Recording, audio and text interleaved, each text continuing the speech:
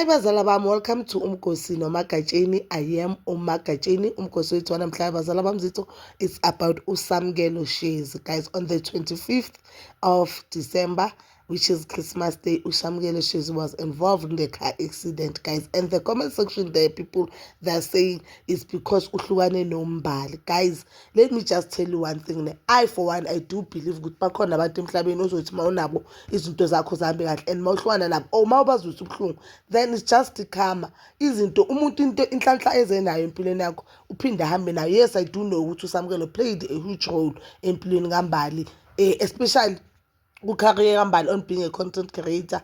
I didn't know Mbali. I knew Mbali just because of Samkelo.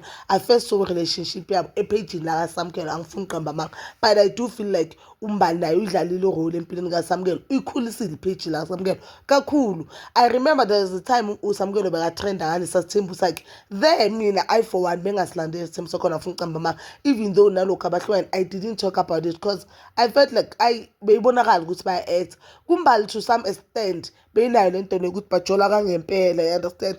And uMbali, as much as uSamkelo pusher in this career, noMbali beka pusher, I don't wanna lie, ufake a lot of effort and it seems like uMbali uphuke umoya kwangempela, like uphuke umoya kangempela. I don't know whether the video is true, but buke ngathi imoto iphukile and uSamkelo uyasho ukuthi abantu mabastophe lento yabo ukuthi it's because uhlangane noMbali, ingozi, of which I think it's good for him ukuthi acabange kanjalo, indlela right ukucabanga, because if mangaqala acabanga ukuthi kwenzeke kanje ngoba ngithathele decision le, I don't think elifini kumele ucabanga kanjalo ngoba uzohlala ucabanga ukuthi izinto ezikuvelelayo ingoba mhlambe khona omunye umuntu, yabo, khona isandla somunye umuntu, kanti mawucabanga kanjalo impilo yakho izohlala ibuyele emuva.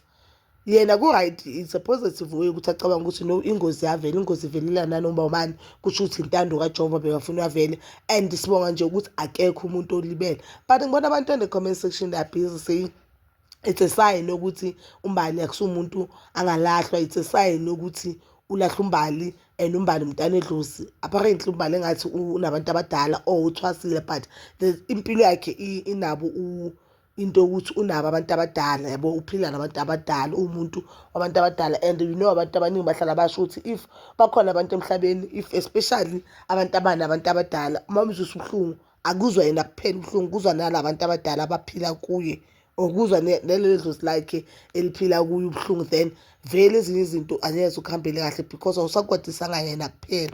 But I for one, I believe in karma and I don't believe ukuthi if you choose yourself and you choose what makes you happy uzaloku ulandelwa abantu abadala bangasebakho. I don't believe in that. I truly believe ukuthi if uSamkelo atshele uMbali kahle and bangekho happy ngoMbali, vele bokumele bahlukane. Kodwa angifuni ukuthi ayikho lento le abantu abayishoyo on comment section. I don't know whether I'm making sense man. I believe ukuthi bakhona abantu mabazwisa ubuhlungu.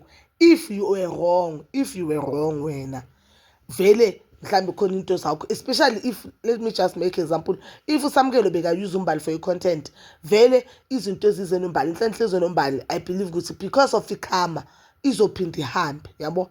Ikarma phela ayidlali. But if uSamkelo yena bangezelanga content kuMbali, he truly loved uMbali, but ufile as if uphuza kaMbali utshwala akumenzi happy, ukuthukana kaMbali akumthokozisi and bangasekho happy ngoMbali, decide ukukhulula uMbali. I don't see anything wrong there. Angisekho happy ngabe kumele ngihlale nawe just because wena nabantu abadala, yabo, ukuthi ayenzi sense. Kanti kungcono ukuthi umuntu akukhulule nokuthi umuntu ahlale nawe akuyuze kwangempela manje. So angeva inside the story la Samkelo, angeva uSamkelo akhuluma about the whole situation, but I did see uSamkelo yenza video ukuthi uMbali uzoya ku podcast ucela uMbali akhuluma iqiniso.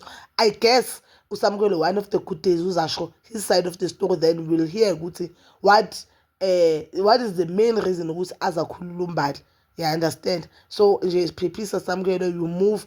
And to those who are saying it's because of abantu abadala, guys, imani givani uSamkelo a break just kancane nje. That is all for now bazala bam. Please comment down below your thoughts and please don't forget to like, subscribe, share and hit that notification button. Nginithanda ukuya nokubuya.